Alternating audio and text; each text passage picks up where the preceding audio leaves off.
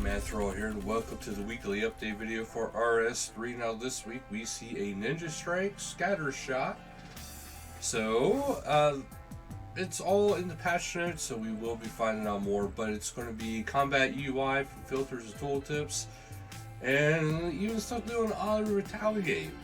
However, this week also there is the head restoration rewards, so the community progress is complete and everything has been unlocked. So if you haven't already, you have until Tuesday, January 18th at 23:59 game time to max out your own personal progress to be able to get your rewards. And then from Wednesday, January 19th at 01 game time, you'll have just under 2 weeks until Monday the 31st to collect the rewards. So keep that in mind. Even the temporary event is over, there's still plenty to do in the new skilling area, and you can still do the Eye of Het mini quest, so do check that out. And then the upcoming live streams was Wednesday, January 19th at 1700 game time, 60-minute bank over. So it's confession time, I guess. Mod Hooli's bank is really a mess, so they're going to be organizing it and showing how they organize. Some of you guys might really enjoy that, because bank organization isn't always easy. And we have the community showcase. We have a little clip here from Prez League, which I actually watched before making the video. It was really funny. Do check it out. It kind of brings you back a little bit in time, but it makes you think of, you know, like Looney Tunes and stuff like that. I loved it. Made me feel like a kid again. And we have one here by Oris by Leah, which they are doing a Blackstone Dragon art, which is actually extremely cool looking. And finally, the duel arena may be gone, but friendly duels are still very much a thing. A bit of homage, I guess. So you have two people having a duel right here, right in front of the statue of Het. And Pink Skirts event, don't forget about this. You got a skill and chill with Mad Clicker and the Little Tuzzies clan. This is going to be Monday, January 17th at 2300 game time. World 85, Berthorpe Bank FC is Little Tuzzies. Then we have Gregovic, Mercy and Helpscape host. Wednesday, January 19th at 1200 game time. World 35, the Heart of Gillinor, Sliske Lobby, FC Helpscape. Then the Town Square Q&A hosted by Princess Ray. This will be Saturday, January 22nd, 23 game time. World 3 of Rock West Bank. So do and check that out. All those nice events going on for everybody. And then up next we have patch notes. This is where the Ninja Strike comes through. Combat item tooltips. So they added new tooltips or examines, or more detail to help the tooltips and examines of various combat items, and this is going to hold true for other stuff too. But for the combat, for these items, it is not limited to all luck rings, god books, slayer gems, defenders, reprisers, and rebounders, various foods and potions, divination portents and signs, enhanced Excalibur, void knight equipment, attuned crystal weapons, abilities and spells, locked or otherwise hidden abilities and spells now show in their respective ability books with a lock icon. Unlock information is now displayed on the tooltip of the ability or spell. Lodestone teleports are now available within the teleports section of the magic ability book below existing teleport spells. Using them from the magic book will perform a quick or standard teleport depending on your setting. Extra filters have been added for the ability books so you can display or hide the following. And I gotta check something. Yeah! Alright. I kind of did a little bit of a mess up when I did this. Extra filters have been added to the ability book so you can display or hide the following: unavailable abilities or spells, locked abilities or spells, lodestone or teleports, Pets and familiars, ravens have been converted to follower pets on the interface. Incubating raven eggs will now lock them in a specific order rather than at random.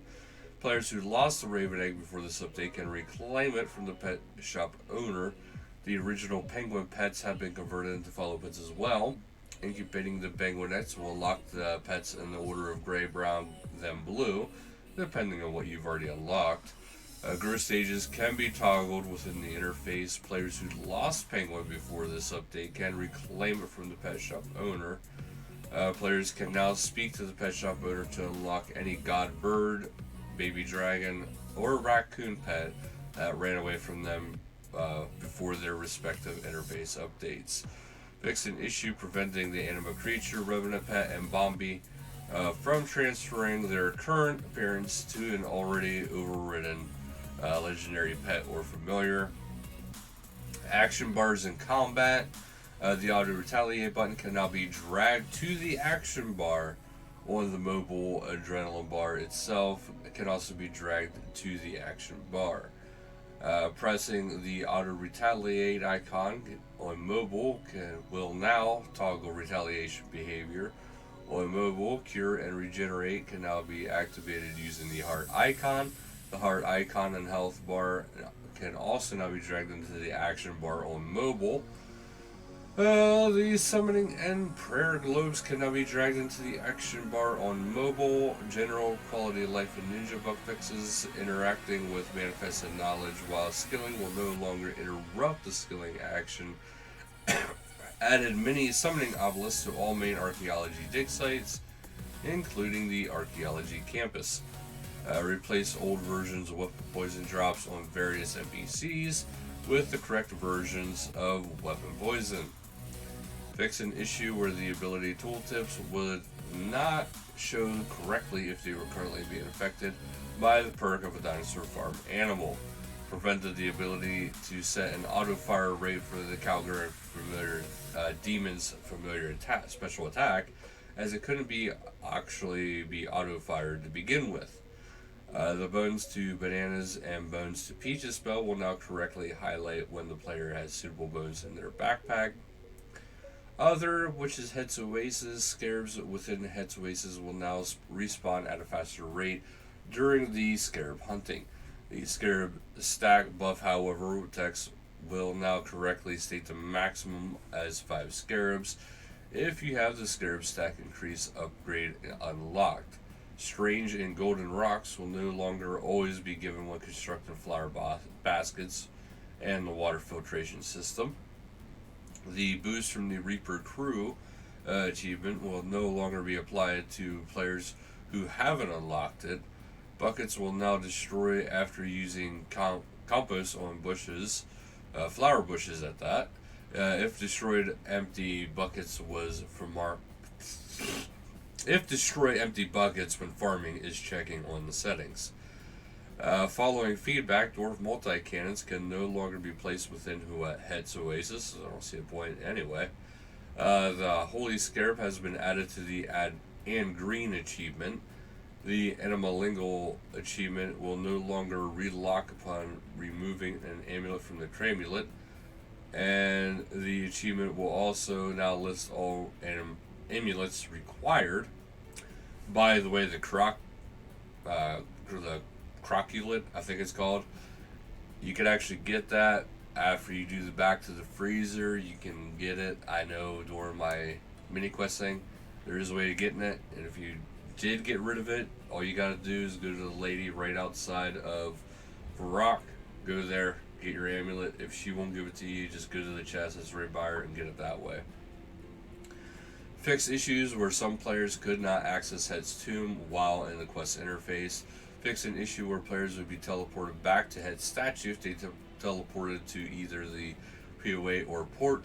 Fix a stretching issue where Cerado's chat could be seen when speaking to him at the Sentiston Cathedral. Zerador no longer appears in Sentiston twice. Good. Fix a couple of typos with Valdi's dialogue. Fix a typo within the Eye of Het 2 mini quest. And gameplay, we have the Holy Scarab will now drain prayer points as expected when using multiple prayers.